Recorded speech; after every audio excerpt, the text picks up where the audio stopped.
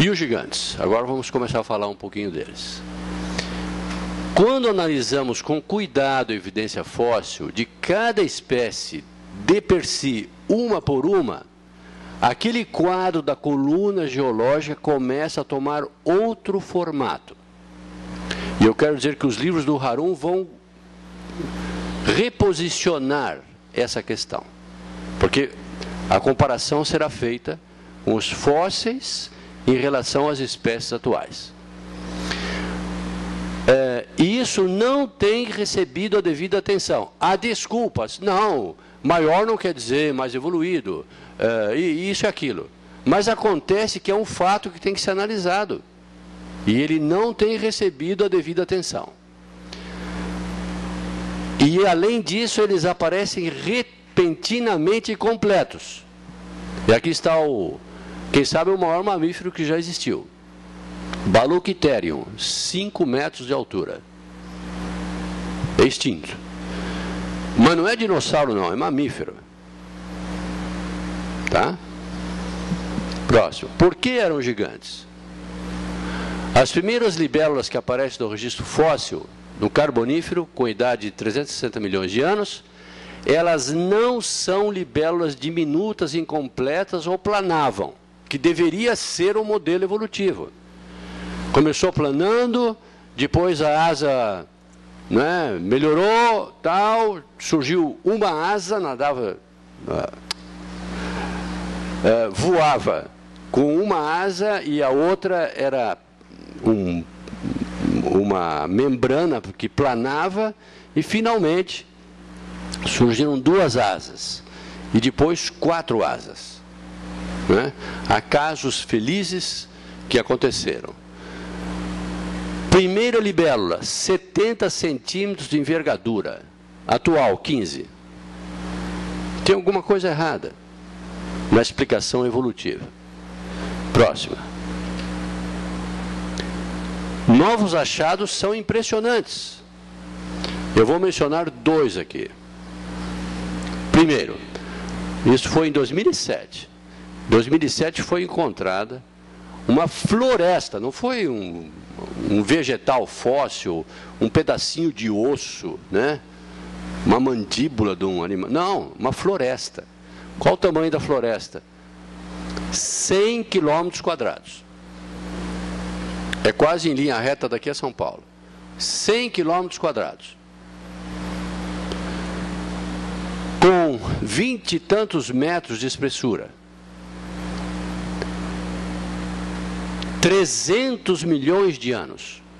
Segundo a evolução, e quem escreve diz assim, foi resultado possivelmente de um terremoto que fez com que toda a região desabasse, onde a mata foi enterrada na lama, em mina de carvão, em Illinois, Estados Unidos. Vejam, 100 quilômetros quadrados soterrados repentinamente. E tudo era uniforme como o clima atual. Não bate. O uniformismo está fraturado. Eram florestas bizarras, exóticas, diferentes, dominadas por musgos de 40 metros de altura, hoje 2 metros. Próxima. Os insetos também eram especialmente grandes, libélulas gigantes, 80 centímetros nesse caso. Tatuzinhos de jardim com 2 metros de comprimento. Ele confundiu, acho que não era tatuzinho de jardim não. Mas 2 metros de comprimento. Foi uma experiência incrível, é uma descoberta espetacular.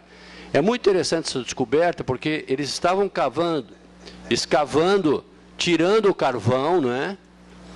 E logo acima, essa compacta floresta começou a aparecer. Então eles podem viajar por baixo.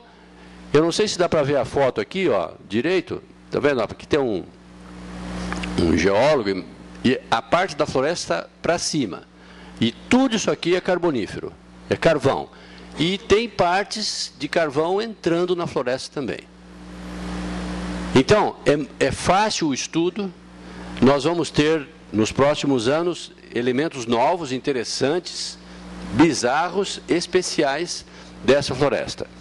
Os insetos eram grandes, como eu falei, e segundo os cientistas, a descoberta traz importantes conhecimentos sobre esse tipo de ecossistema.